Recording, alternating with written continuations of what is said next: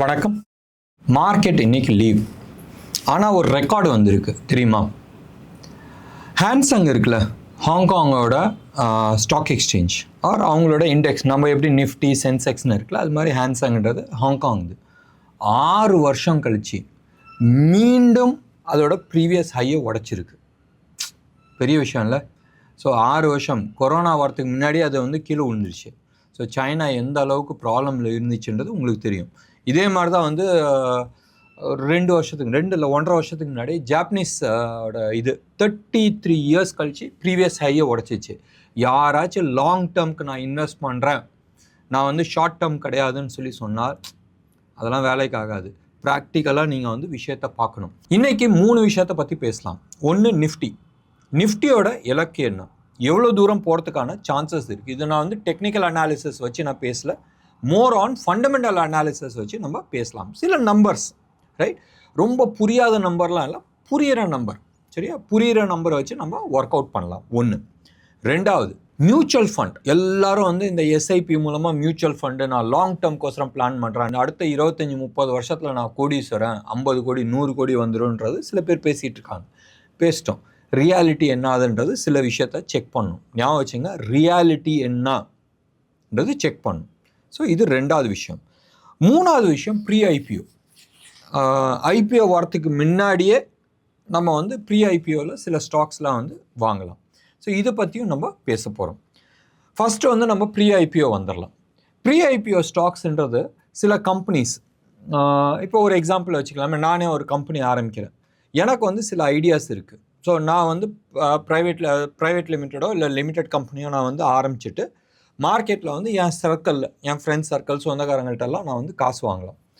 நீங்கள் வட்டிக்கு வாங்குறீங்கன்னு சொன்னால் வட்டி கொடுத்தாகணும். பேங்க்கில் போய் லோனாக வாங்கினாலும் ஃபஸ்ட்டு அவன் எல்லா டீட்டெயில்ஸும் கேட்பான். 3வது சப்போஸ் நீங்கள் ஒர்க்கிங் கேபிட்டல் இல்லை கேபிட்டல் இன்வெஸ்ட்மெண்ட், உங்களோட அசெட்கோசரம் நீங்கள் கேட்குறீங்கன்னா பேங்க்கரான் கம்ப்ளீட்டாக கேட்பான், அதெல்லாம் கொடுக்க முடியாது. இன்னொன்று வே இருக்குது, venture capital and angel investor. Angel இன்வெஸ்டர்ன்றது கம்பெனியே இல்லை, நீங்கள் ஐடியாஸ் மட்டும்தான் வச்சுருக்கீங்கன்னு சொன்னால் ஏஞ்சல் இன்வெஸ்டர் வருவாங்க, சின்ன லெவலில் காசு போடுவாங்க. வெஞ்சர் கேபிட்டல்ன்றது உங்கள் பிஸ்னஸ் ஆரம்பித்தாச்சு, அது டேக் ஆஃப் ஆகிறதுக்கான ரெடியாக இருக்குன்னு சொல்லும் போது அவங்க உள்ளே வருவாங்க. ஒன்று நீ கேட்குற காசு கொடுப்பாங்க, இல்லைன்னு சொன்னால் they come with a team, right. எனக்கு தெரிஞ்ச ஒரு 2-3 கம்பெனிஸ் இருக்கிறாங்க. ஒன்று பாம்பேயில் இருக்குது, இன்னொன்று டெல்லியில் இருக்காங்க. 2 பேருமே என் ஸ்கூல்மேட்ஸு. ஸோ அவங்களாம் என்ன பண்ணுவாங்கன்னா, they come as a company. உள்ளே உனக்கு எதுக்கு வேணும், கம்பெனியை ப்ரமோட் பண்ணுமா, நான் ப்ரமோட் பண்ணுறேன். உன் ப்ராடக்ட்ஸை ஹைலைட் பண்ணுமா, நான் ஹைலைட் பண்ணுறேன்.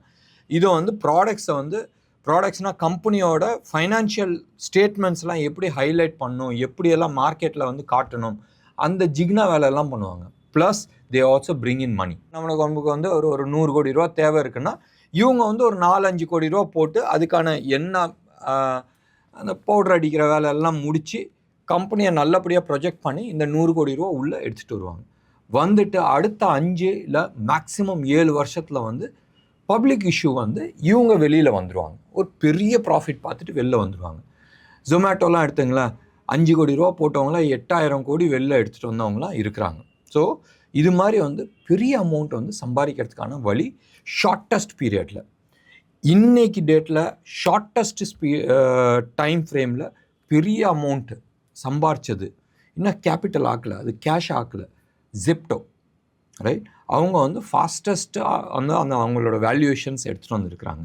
ஸோ அடிக்கடி நம்ம சொல்லுவோம், கம்பெனி எதுக்கோசரம் ஐபிஓ வராங்கன்றது நீங்கள் பார்த்துட்டு அது வாங்குறது புத்திசாலித்தனம். நிறைய பேர் நீங்கள் பார்த்துக்கலாம். இப்போ ரீசெண்டாக நம்ம ஸ்விக்கியெல்லாம் இருக்குல்ல, ஸ்விக்கியெல்லாம் கூட இதே மாதிரி தான். ஸோ ஒரு வெஞ்சர் கேபிட்டல் வந்திருக்கிறாங்க, அவங்க வெளியில் பணத்தை எடுத்துகிட்டு போகிறதுக்கோசரம் தான் அந்த பணத்தை ஐபிஓக்கு வந்திருக்கிறாங்க. அது பிஸ்னஸில் போட போகிறது கிடையாது. ஏதோ ஜொமேட்டோ தப்பிச்சிக்கிச்சு. ஏன் தப்பிச்சிக்கிச்சுன்னா, பிளிங்கிட்ன்ற அந்த கம்பெனி அவங்க வாங்கினாங்க, அந்த கம்பெனியோட வளர்ச்சினால் ஜொமேட்டோ தூக்கிட்டு போயிடுச்சு. இல்லைன்னு சொன்னால் எல்லா கம்பெனியுமே, பேடிஎம், அவங்க நிறைய கம்பெனிஸ் இது மாதிரி தான் மாட்டிக்கிறாங்க. ஸோ நீங்கள் எங்கே இன்வெஸ்ட் பண்ண போகிறீங்கன்றது ஒன்று, அண்ட் எப்படி இன்வெஸ்ட் பண்ண போகிறீங்க, சரியா? இப்போ ப்ரீ ஐபிஓவில் நிறைய ஸ்டாக்ஸ் இருக்குது. இப்போ ஒரு 3-4 ஸ்டாக்ஸ் பற்றி நம்ம பேசலாம். ஒன்று என்எஸ்சி, இன்னைக்கு டேட்டில் சுட ஊர் பூரா ப்ரீ ஐபிஓ ஸ்டாக்ஸ்ன்னு சொன்னால் என்எஸ்சி வந்து ஓடிக்கிட்டு இருக்கு. சம்வேர் எனிவே பிட்வீன் 1850 2000 வரைக்கும் வந்து ஓடிக்கிட்டு இருக்கு. ஸோ அரௌண்ட் 1900 to 1950 வந்து கிடைக்குது. இன்ஃபேக்ட் நாங்கள் கூட வந்து நாங்கள் வித்துட்டு இருக்கோம் ப்ரீ ஐபிஓ. அதில் வந்து சில கண்டிஷன்ஸ் இருக்குது. இந்த என்எஸ்சியோட ஐபிஓ மட்டும்தான் வந்து உங்கள் டிபி அக்கௌண்ட்டில் வரத்துக்கு 6 மாதம் பிடிக்குது. மற்றது எல்லாமே வந்து நார்மலாக ஒரு 4-5 நாள்லேயே வந்துடுது. இதுக்கு அடுத்தபடியாக ரொம்ப சுட மார்க்கெட்டில் இருக்கிறது வந்து ஒரு ஹெச்டிபி. நம்ம ஹெச்டிஎஃப்சி பேங்க் இருக்குல்ல, அவங்களோட என்பிஎஃப்சி.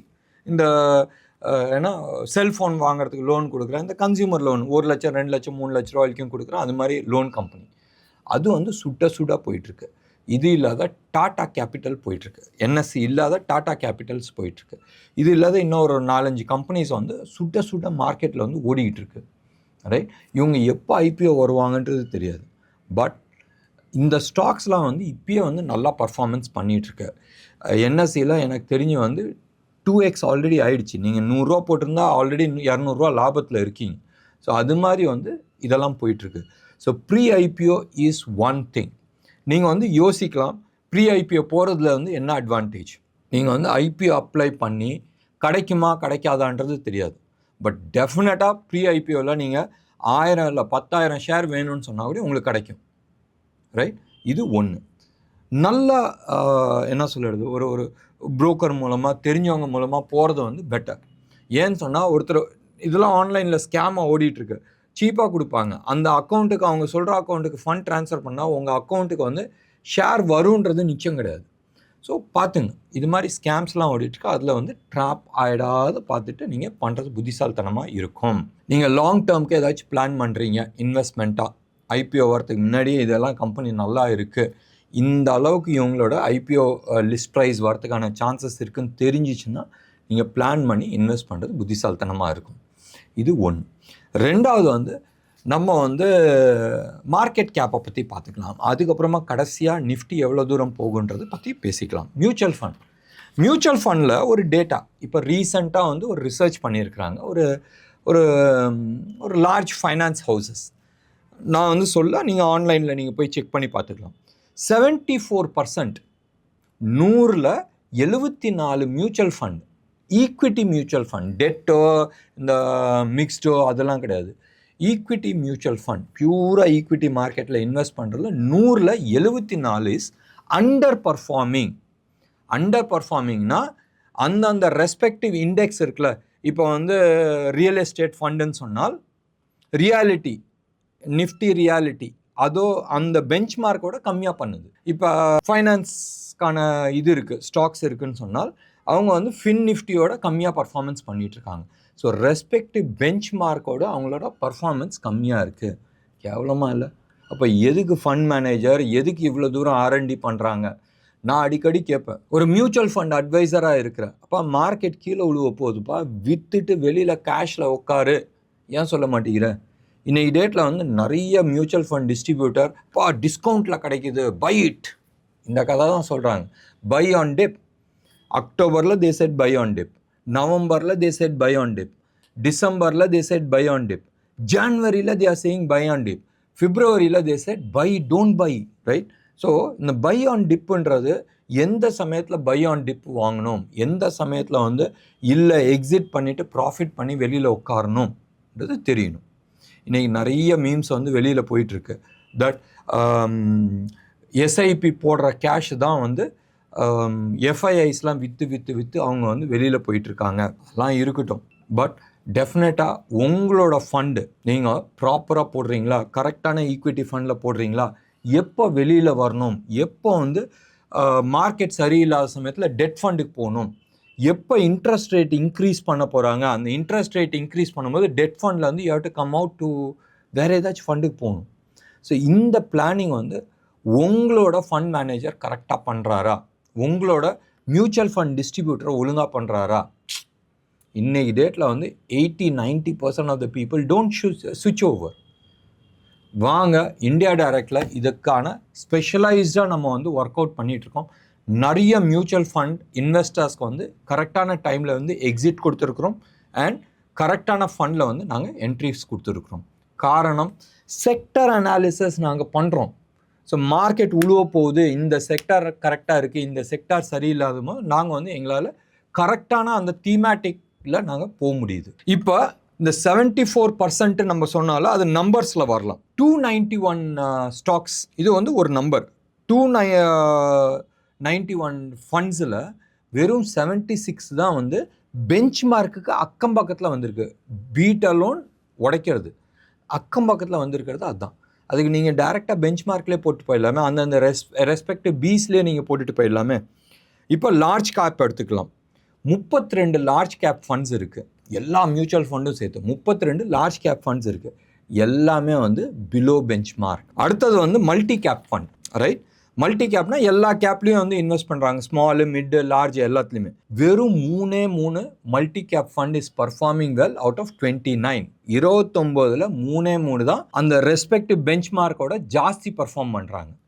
அடுத்தது வந்து large and mid cap. Large cap and mid கேப்பில் வந்து இன்வெஸ்ட் பண்ணுறதுல 31ல் வெறும் 4 தான் வந்து they are beaten the respective funds. Small cap வந்து சூப்பராக பர்ஃபார்ம் பண்ணியிருக்கு. ஏன்னு சொன்னால் 23 ஏப்ரல் மேலேருந்து நவம்பர்னு வச்சுக்கலாம், நவம்பர் கூட இல்லை, செப்டம்பர் நம்ம வச்சுக்கலாம். செப்டம்பர் 2024 வரைக்கும் மல்டி பேக்கர் கொடுத்துருக்கு. இதில் தான் 29 ஸ்மால் கேப்பில் 25 ஹஸ் பீட்டன் தி இண்டெக்ஸ். மற்றபடி ஓவராலாக வந்து பயங்கர நெகட்டிவாக இருக்குது. இன்ஃபேக்ட் கவர்மெண்ட்டே இருக்குல்ல, நம்ம இந்தியன் கவர்மெண்ட் அதே முட்டாள்தனம் பண்ணியிருக்கு. இந்த சோவரன் கோல்ட் பாண்டுன்றது கொடுத்தாங்களே, 27 பாண்டு கொடுத்தாங்க, ரைட்? நீ கோல்டு வாங்குறதுக்கு பதிலாக இது வாங்கிக்க, நான் 2000 ரூபா வட்டி கொடுக்குறேன், ப்ளஸ் மெச்சூர் ஆகும்போது அன்னைக்கு டேட்டில் கோல்டு என்ன இருக்கோ அந்த இதில் கொடுக்குறேன்னு காசு வாங்கினாங்க கவர்மெண்ட்டு. அந்த காசை எடுத்துகிட்டு போய் கோல்டு வாங்கலை. ஒன்று. ரெண்டாவது வந்து அட்லீஸ்ட் ஹெட்ஜ் பண்ணியிருக்கலாம், அதுவும் பண்ணல. பண்ணிக்கலான்னு இன்னைக்கு டேட்டில் ஒரே ஒன்று தான் மெச்சூர் ஆகிருக்கு, மீதி 26 பாக்கி இருக்குது. கவர்மெண்ட்டுக்கு இதில் எவ்வளோ நஷ்டம் தெரியுமா? 1,12,000 crore. As of now central government வந்து 1,12,000 கோடி நஷ்டத்தில் இருக்கிறாங்க. கவர்மெண்ட் இது ஆர்பிஐலேருந்து எடுத்து கொடுக்க போகுதா, இல்லை ஆர்பிஐயில் இருக்கிற கோல்டு பார்ஸ்லாம் வாங்கியிருக்கிறாங்களே அந்த பார்ஸ்லேருந்து எடுத்து கொடுக்க போகிறாங்களான்றது தெரியாது, என்னமோ தெரியல. எனிவே மியூச்சுவல் ஃபண்டில் வந்து சில டிப்பு வந்திருக்கு.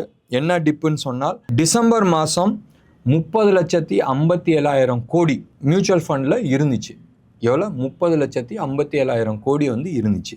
இப்போ ஆஸ் ஆஃப் கரண்ட் இது வந்து 29 lakhs 29,047. ஸோ ஆல்மோஸ்ட் 1 லட்சம் கோடி வந்து பணத்தை வித்ட்ரா பண்ணியிருக்கிறாங்க. 30 ஓகே 30.57 crores வெறும் 1 லட்சம் கோடி தான் வந்து வெளியில் வந்திருக்கு, மீதி உள்ளே தான் போயிட்டு இருக்கு. நம்ம வாரன் பஃபெட் இருக்கார்ல, வாரன் பஃபெட்டோட கம்பெனி நேற்று தான் வந்து ரிசல்ட் வந்துச்சு. அவங்க வந்து $47.4 billion, எவ்வளோ? $47.4 billion ப்ராஃபிட் பண்ணியிருக்கிறாங்க. ஒரு பில்லியன்றது ஆல்மோஸ்ட் 8,700 கோடி இன்ட்டு 47 நீங்கள் போட்டுங்களேன், ரைட்? இதுதான் வந்து அந்த கம்பெனி பண்ண ப்ராஃபிட், வாரன் பஃபெட்டோட கம்பெனி. அவங்க டேக்ஸ் வந்து ஆல்மோஸ்ட் 26.8 27 பில்லியன்னே நீங்கள் வச்சுங்களேன், $27 billion கட்டியிருக்கிறாங்க. யூஎஸில் இருக்கிற கார்ப்பரேட்ஸ்லாம் இருக்கிறாங்களே, எல்லா டேக்ஸ் கலெக்ஷனும் சேர்த்தா இவங்க வந்து 5% கட்டியிருக்கிறாங்க. பெரிய விஷயம் இல்லை. ஆனால் இதெல்லாம் முக்கியம் இல்லை. இவர் வந்து எவ்வளோ சம்பாதிச்சார், எவ்வளோ ப்ராஃபிட் பண்ணாருன்றது முக்கியம் கிடையாது. லாஸ்ட் 30 வருஷமாக இந்த கம்பெனி கேஷில் இவ்வளோ உட்கார்ந்தது சரித்திரம் கிடையாது. எவ்வளோ? $334 பில்லியன். எவ்வளோ? $334 பில்லியன். இவ்வளோ கேஷில் வந்து உட்காந்துக்கிட்டு இருக்காங்க. இது எவ்வளோ ரூபான்னு தெரியுமா? 29 லட்சம் கோடி. நம்ம இந்தியாவில் இருக்கிற மியூச்சுவல் ஃபண்ட் இன்வெஸ்ட்மெண்ட்டுக்கு ஈக்குவலண்ட். தலைவர் அவ்வளோ கேஷில் உட்காந்துட்டு இருக்காரு. மார்க்கெட் உழுவ போகுதுன்னு எல்லாத்தையும் விற்றுட்டு கேஷில் உட்காந்துட்டு இருக்காரு. உலகத்திலேயே நம்பர் 1 ஸ்டாக் மார்க்கெட்டில் பெரிய பணக்காரர், சரியா? எலான் மஸ்க் இருக்கிறாங்க, இன்னும் 2-3 பேர் இருக்காங்க. ஆஸ் அ இன்வெஸ்டர்னு சொன்னால் வாரன் பஃபெட்டை பற்றி பேசுவாங்க. ஸோ 29 லட்சம் கோடி தலைவர் கேஷில் உட்காந்துட்டு இருக்காரு, மார்க்கெட் கீழே உழுவ போகுதுன்னு. அப்போ உங்கள் ஃபண்ட் மேனேஜரு, அவங்களும் இந்த வாரன் பஃபெட்டோட தான் எக்ஸாம்பிளாக சொல்லுவாங்க, இன்வெஸ்ட் லாங் டேர்ம்னு. இந்த தலைவரை வந்து இப்படி உட்காந்துட்டு இருக்கும் போதும் இது ஏற்றுக்கலாமா? சரி, இதெல்லாம் நீங்கள் யோசனை பண்ணுங்கள். இந்தியா டைரக்ட் கால் பண்ணுங்கள். உங்களோட போர்ட்ஃபோலியோ, அது மியூச்சுவல் ஃபண்டாக இருக்கட்டும், ஸ்டாக்காக இருக்கட்டும், அனாலிசிஸ் நாங்கள் பண்ணி கொடுக்குறோம். அதுக்கான சார்ஜஸ் இருக்குது, சின்ன சார்ஜஸாக இருக்கும். நீங்கள் நஷ்டப்படுறதோட இந்த சின்ன சார்ஜஸ் நீங்கள் ஏற்றுக்கலாம், ஈஸியாக இருக்கும். இப்போ மார்க்கெட் எங்கே போகும்? இது வந்து செபி ரூலுக்கு உள்ளே தான் இருக்குது. நான் செபி ரிஜிஸ்டர்ட் கிடையாது, செபி ரூலுக்கு உள்ளே தான் இருக்குது. இன்றைக்கி டேட்டில் வந்து அப்ராக்சிமேட்லி 22-23 பக்கமாக வந்து பிஇ இருக்குது, PE ratio, right? Price to earning, எவ்வளோ ஏர்ன் பண்ணுறோம் அதுக்கான ப்ரைஸ், அந்த ஏர்னிங் ரேஷியோ நீங்கள் எடுத்திங்கன்னா அரௌண்ட் 23 பக்கமாக இருக்குது. 0.1 2020 19-20 வரைக்கும் நீங்கள் எடுத்துக்கிட்டிங்கன்னா பிஇ வந்து எப்பயுமே வந்து 18-19 வரும்போது மேலே தூக்கும், 28 வந்துச்சுன்னா கீழே வந்துடும். வர்ஸ்ட் சினாரியோ வந்து 15 வரும். சாதாரணமாகவே 18 வந்தால் பை, 28 வந்தால் செல். இது வந்து பல வருஷமாக ஓடிட்டு இருந்துச்சு. 2019 அப்புறமா அந்த இதெல்லாம் ஓடல. பிஇலாம் வந்து 40 கூட வந்துச்சு. இப்போ வந்து அரௌண்ட் 23 இருக்குது. அதான் மீன் மெரிடியன். அந்த ஆவரேஜ் எடுத்துக்கிட்டோம்னா 23 இருக்குது. இன்றைக்கி இபிஎஸ்ன்னுவாங்கள, ஏர்னிங்ஸ் பர் ஷேர். இந்த நிஃப்டி 50 இருக்கிற எல்லா ஷேர்ஸோட ஏர்னிங்ஸ் போட்டு டிவைடட் பை 50 நம்ம போட்டால் 1140 வருது. ஸோ ஏர்னிங்ஸ் பர் ஷேர் வந்து 1140. பி ரேஷியோ எவ்வளோ இருக்குது? 23 இருக்குது. இது ரெண்டையும் நீங்கள் மல்டிப்ளை பண்ணால் சம்வேர் க்ளோஸ் டு அபவுட் 26,200. இப்போ மார்க்கெட் எங்கே இருக்குது? சம்வேர் க்ளோஸ் டு அபவுட் 22,500 இருக்குது. ஸோ ஞாபகம் வச்சுங்க, நம்பர்ஸ், ரைட்? ஃபண்டமெண்டல் நம்பர்ஸ் வந்து BE ratio into earnings per shares நீங்கள் போட்டிங்கன்னா அரௌண்ட் 26 பக்கமாக இருக்குது. ஆனால் இப்போ மார்க்கெட் எங்கே கிடைக்குது? 22,500. ஸோ ஃபண்டமெண்டலி, மறுபடியும் நான் யூஸ் பண்ணுற வேர்ட் ஞாபகம் வச்சுங்க, ஃபண்டமெண்டலி மார்க்கெட் டிஸ்கவுண்ட்டில் இருக்குது, ரைட்? 26,000 ரூபா விற்க வேண்டிய பொருள் வந்து 22,500 கிடைக்குது. வாங்கலாமா வேணாமான்றது நீங்கள் யோசனை பண்ணிவிட்டு முடிவு பண்ணிங்க. என்ன நேர்களே, இன்றைக்கி இந்த ப்ரோக்ராம் உங்களுக்கு யூஸ்ஃபுல்லாக இருந்துச்சுன்னா கட்டாயம் உங்களோட கமெண்ட்டை கொடுங்க, உங்களோட சஜஷன்ஸ் கொடுங்க. அடுத்த டாபிக் எதை பற்றி பேசலான்றது. நன்றி, வணக்கம்.